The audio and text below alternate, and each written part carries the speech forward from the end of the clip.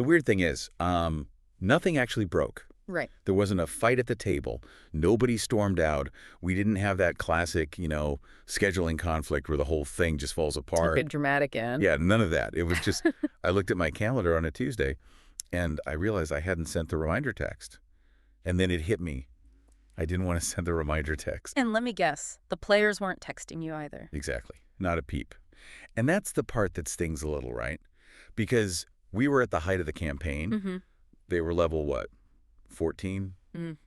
Maybe 15. They were basically demigods. They had the flying fortress. They had the legendary swords. By all metrics, we were winning D&D. Everyone was having fun. But looking at that empty Tuesday slot, there was no urgency. Yeah. It just stopped. It just fizzled. I think that silence is actually way more dangerous to a campaign than a screaming match. How do you mean? Well, when people are arguing, at least they care. There's passion there. But that comfortable silence, that's the campaign killer. It's funny you mentioned the level, though. Level 14 or 15. Yeah. In my experience, that's almost always when I see this happen. We sometimes call that the Tier 3 trap. The Tier 3 trap. I mean, I know the tiers of play, but I've never thought of it as a trap. Oh, it's absolutely a trap. In, design terms, Tier 3 is levels 11 through 16. It's usually labeled Masters of the Realm. But in practice, it's where the game mechanics and the narrative expectations, they often start to drift apart. I've seen 3, maybe 4 long-term campaigns end exactly the way you described. So we play for 2 years, get super powerful, and then just drift away. Yeah. And everyone feels vaguely disappointed, but no one can really say why. And it feels like a failure, doesn't it? Even though you played for 2 years. You feel like you let the story down somehow. It does. It really does. But I'm starting to think it's not a failure of storytelling. It's a failure of pressure.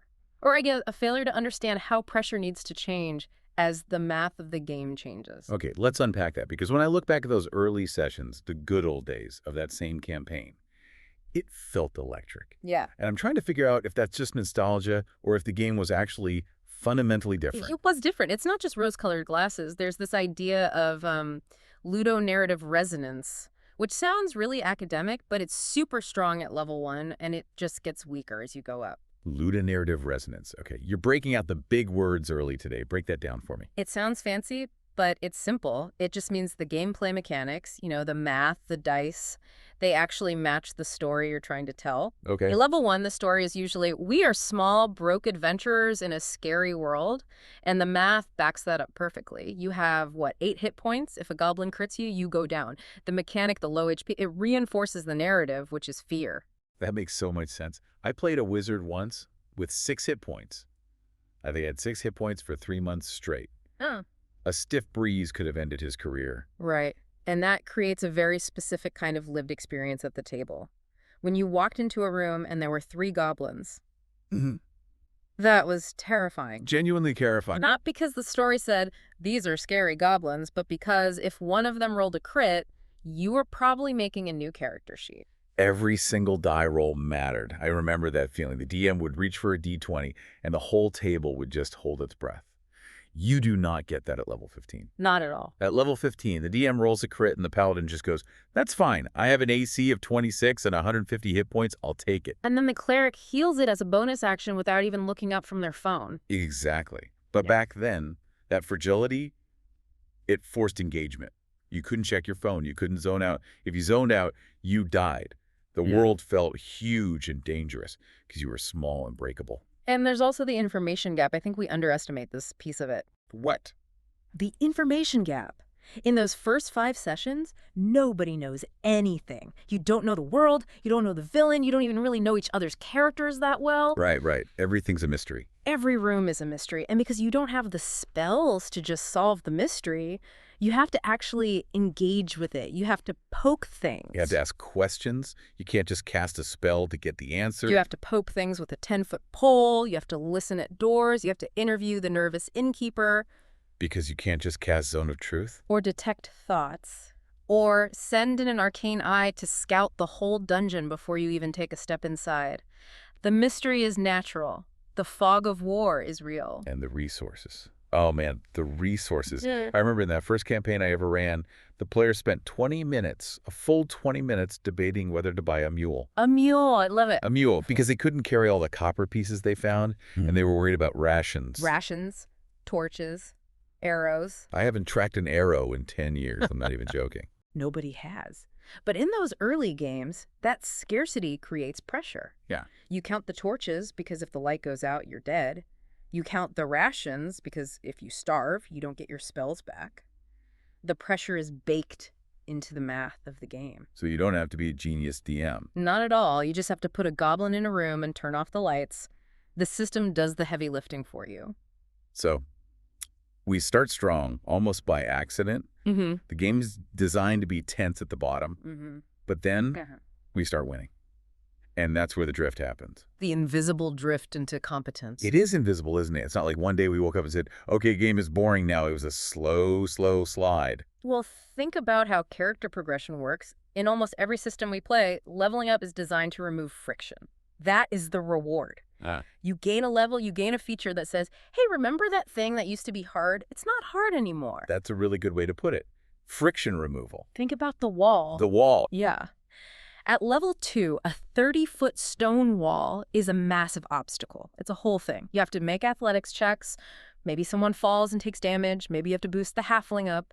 It's a scene. It can take 20 minutes of real time to solve the wall encounter. And then the wizard learns spider climb. Or fly. Or the monk can just run up vertical surfaces. Or the druid turns into a giant spider. Yep. Suddenly the wall isn't an encounter. It's just set dressing. You just say, I go up the wall and I say, okay, you're at the top. The problem is gone. And as a player, that feels great. Wow. I earned that. I put my XP in. I got my cool power. Now I dominate the wall. It feels great in the moment. It's a dopamine hit. I solved the problem. Yeah. But if you multiply that by, 50 levels of progression across the whole party, eventually you run out of problems. It's the efficiency trap. Yes. That's a great name for it. We become too efficient. And as DMs, we feed right into it. We give them the bag of holding because we're tired of tracking incumbents. We give them the magical tent that keeps watch for them because we're tired of rolling for night ambushes. I am so guilty of this. I gave my party a stone that creates food and water once a day because I just didn't want to roleplay buying jerky anymore. Right. But see, when you remove the need to buy jerky, you remove the reason to go to the market. When you remove the market, you remove the chance to hear the rumor about the cult. When you remove the rumor, the world just feels smaller. We streamline the game until it's just a series of combat encounters. And then the players turn into a SWAT team. Exactly. That's the vibe of high-level play, isn't it? Breach, clear, loot, rest, repeat. They just have an answer for everything. But wait, I can hear the counter-argument in my head right now. Someone listening is going to say, but the monsters get tougher. And they do. Yeah. I was throwing ancient dragons at them by the end. Yeah. Liches, beholders. The numbers were huge. Why didn't that create tension? It's what I think of as the numbers illusion. We see bigger numbers and assume that means bigger stakes. But it's not always true. A lot of it has to do with bounded accuracy. Oh, bounded accuracy. The core math of 5th edition, right? Right. It basically means the target numbers, the armor class you need to hit, the DC you need to beat, they don't scale up that much. An AC of 20 is high at level 1, and it's still pretty relevant at level 20. But hit points. But hit points scale to the moon. So the monsters just become big bags of meat. Exactly. We think the game is getting harder because the enemy has 500 hit points instead of 50. But the pressure is actually dropping because the players have all the tools to mitigate everything. Sure, the dragon does 80 damage with a breath weapon. Which is a huge number. It is, but the cleric has mass cure wounds, and the wizard has absorb elements, and the barbarian has resistance and just shrugs it off. So numbers go up, but the anxiety goes down. The anxiety flatlines, because unless you drop them to 0, nothing bad really happens. And at high levels, dropping them to 0 is really, really hard. They have so many safety nets. And I think that leads into the other big realization I had about that campaign, the one that stopped. Yeah. I was looking back at my notes and I realized that the world had become incredibly polite. Yeah. Like weirdly courteous. As the characters got stronger, I think I subconsciously started waiting for them. Oh, I know this feeling. You turn the campaign into a TV show. Exactly. It became episodic. We had the arc of the fire giant, and the fire giant just sat in his volcano, waiting. He was the boss at the end of the dungeon. The players would wake up, eat breakfast, cast their buffs, fly to the volcano, kill the guards, retreat, take a long rest, go back. And the giant was still just sitting there, Waiting for his cue. waiting for his cue to get his butt kicked. See, that's the consequence reset. That is the absolute death of tension. If the players know they can fight, blow all their biggest spells in 3 rounds, then teleport away to a magnificent mansion, sleep for 8 hours, and come back fully loaded. Then there are no stakes. You aren't playing a story anymore. You're playing a video game with a save point. It felt exactly like a save point. You just load your save and try the boss fight again with all your health and mana. And that stability, it kills momentum. We crave stability in real life. We want money in the bank and a safe house. But in a game, stability is boredom. If the players know they can control the pace of the engagement entirely, there is no real threat. The world has to move. That's the thing. We stopped making the world push back. I remember early on, if they took a long rest in a dungeon, I'd have goblins steal their shoes. Yeah. Or set up a barricade. Simple stuff. Yeah. But at level 15, I felt like, well, they have a magic alarm spell, so nothing can surprise them. So I stopped trying. And that's where we get it wrong. We think because they have the alarm spell, we can't surprise them. But a surprise attack isn't the only way to push back. You know, this brings up an analogy I've been thinking about a lot lately. It's a workplace metaphor. Oh, I love a good workplace metaphor. Lay it on me. Okay, so think about the difference between a junior employee and a senior executive. All right. Junior employee. Fresh out of college, eager, doesn't know much. Right, and that is your level 1 to level 5 party. What is the job of a junior employee? You are given a task. Go file these papers. Go kill these rats. You do the task. You are done. If your boss gives you 10 tasks at once, you freak out and fail. You need linear, direct instructions. That is literally every low-level module ever written. The mayor hires you to go to the cave and stop the goblins. One task. Clear success condition. Direct pressure. Do the thing. Get the gold. Simple. Now think about the senior executive, the CEO. Does the CEO get one task? No. The CEO has 5 fires burning at once. Yeah. The stock is dropping, the factory's on strike, the lawsuit just came in, and the coffee machine is broken. Exactly. And the CEO cannot solve all of them. That is the definition of the job. You have to triage, you have to decide, okay, I'm going to let the coffee machine stay broken, and I'm going to risk the lawsuit because I absolutely have to fix the strike. I see where you're going with this. The problem is, we treat our high-level parties, our senior executives, like junior employees. We do. We keep giving them one task. Go kill the Lich. And they're level 15. They're the Avengers. If you tell the Avengers, go catch this one bank robber, they're going to be bored out of their mind. And they will crush it with 0 effort. They will use their satellite lasers and their Hulkbuster armor to catch the bank robber. And then they'll look at you and say, okay, is that it? That is the boredom. Yeah. That is the silence on Tuesday night. We gave them a task that was way beneath their pay grade. The transition that we miss, the one that keeps the campaign alive, is shifting the pressure from survival to management.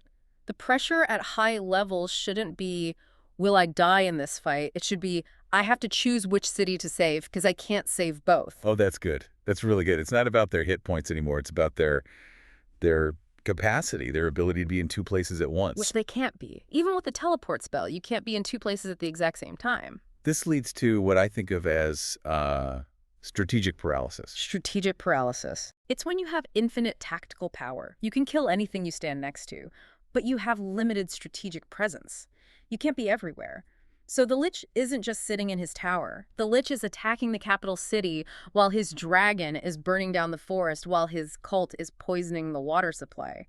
And the players have to choose. They have to sit at the table and argue about it. We go to the capital. Okay, cool. You save the capital, you feel like heroes. Yeah. But when you get back, Yeah. the forest is ash. The elves are dead. We're the refugees now, and that's a whole new problem. That is a consequence. That is pain. That is high-level D&D. It hurts just thinking about it, but it's a good hurt, you know? It's the kind of hurt that makes you want to play next week to try and fix it. Exactly. It creates unfinished business. Unfinished business drives the schedule.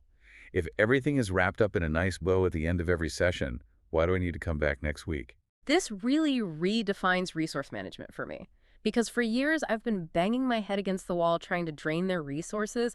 I'm trying to make them run out of spell slots. I'm trying to make them run out of hit dice.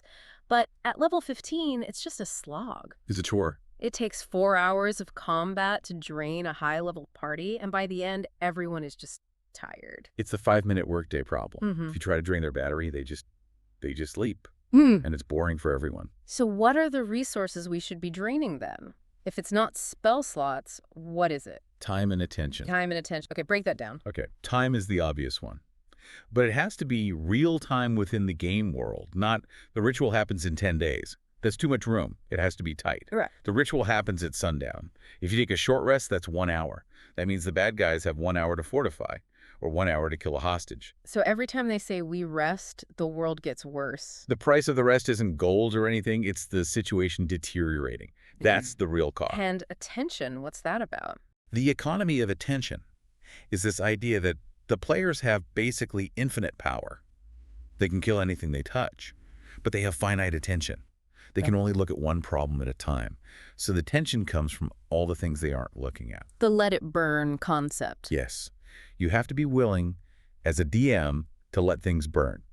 And you have to let the players know it's burning. You have to show them the smoke on the horizon. That's the scary part, though, isn't it? As a DM, I put a lot of work into that elven forest. I don't want the dragon to burn it down. Of course not.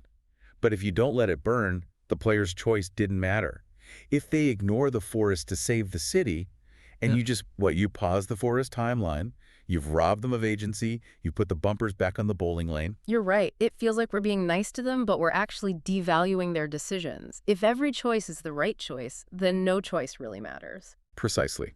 The fear at high levels isn't the monster will eat me, it's the world is crumbling, and I am the only one who can hold it up, but my arms aren't wide enough. That is heroic. That is Atlas holding up the sky. That is compelling drama. That brings the urgency back. Because now, looking at the calendar, if I know that the elven forest is currently on fire because of a choice I made last week, I'm texting the group. I'm saying, guys, we have to play. We have to fix this. And that's the difference. You aren't playing just to see what happens next. You're playing to put out the fire. It shifts the mindset completely. I think about the grind. We always complain about high-level play being a grind. Oh, this combat took 2 hours. What a grind. But that's because we were grinding HP. Right. We were chipping away at a mountain of hit points with a little spoon. But if the grind is, we have 3 days to stop a war, find the artifact, and cure the king, that's not a grind. That's a thriller. That's mission. Impossible. And notice, in mission, impossible. Tom Cruise never runs out of ammo. He never stops to eat a ration. We don't care about his resources in the D&D sense. We care about the clock ticking down on the bomb. So, bringing this all back to my failed campaign, my Silent Tuesday. I think I know what happened now. I kept treating them like they were level 1. I was designing encounters to kill them instead of designing situations to overwhelm them. You're trying to break their bodies when you should have been stressing their schedule. Man, honestly, that's a relief to hear. Because I was blaming myself for not doing enough voices or not describing the environments well enough. But it wasn't the acting. It was the structure. It's almost never the acting. We put so much pressure on ourselves to be these, incredible voice actors, but the game lives in the choices. If the choices are interesting, the game is interesting. If the choice is just, do we open the door or do we rest? Oh, that gets old after 2 years. So for anyone listening who is feeling that fizzle, who has a high-level group that just seems to be losing steam, what's the move? We've diagnosed the illness. What's the prescription? I think the prescription is to stop waiting. Stop waiting for the players to come to the adventure. And stop waiting for them to make a mistake. Right. Don't build encounters that rely on them screwing up. Build situations that move forward whether they are there or not. Pick one problem in your world, just one, and decide, this is going to get worse on Tuesday. Regardless of whether they show up to the session. Regardless of whether they even look at it. If they look at it, they fight it. If they don't look at it, it advances. It conquers a town. It kills an NPC they like. It steals an artifact. And you have to let them know it happened? Yes, that's key. Rumors, letters, sending spells. Hey, why is the sky turning purple over the capital? Oh, because you guys spent 3 weeks fighting in an arena tournament instead of stopping the ritual. That is the pressure. That's the senior management pressure. Why did the stock price drop? Because you were at a golf retreat. Exactly. It sounds harsh, but I think it's actually incredibly respectful of the players. It treats them like the powerful figures they become. It says, your attention matters. Where you look matters. And where you don't look matters just as much. It makes the world feel real again. It makes it feel like it exists without them, which paradoxically makes them want to be in it more. It creates a living world instead of a playground. A playground waits for you to slide down the slide. A living world moves on without you, and nobody wants to be left behind. You know, I'm actually looking at my notes for that campaign again, the one that died. Getting the itch. A little bit. I'm thinking, maybe the fire giant didn't just sit in the volcano. Maybe while they were ghosting me, the fire giant marched. Maybe when we come back, the starting town is already gone. That is a hell of a way to start a session. Welcome back. Roll initiative. The cavern is on fire. I think they'd hate it. And I think they'd love it. I think they'd show up. Yeah, they'd show up. You know, I saw a video that touched on this the other day, asking why we treat high-level characters like toddlers with nukes instead of generals. Reminded me of our game. It really is just a shift in mindset. Just a shift. Stop counting hit points. Start counting fires. Start counting fires. I like that. I think I'm going to go send a text. Good luck. Thanks. Talk to you later.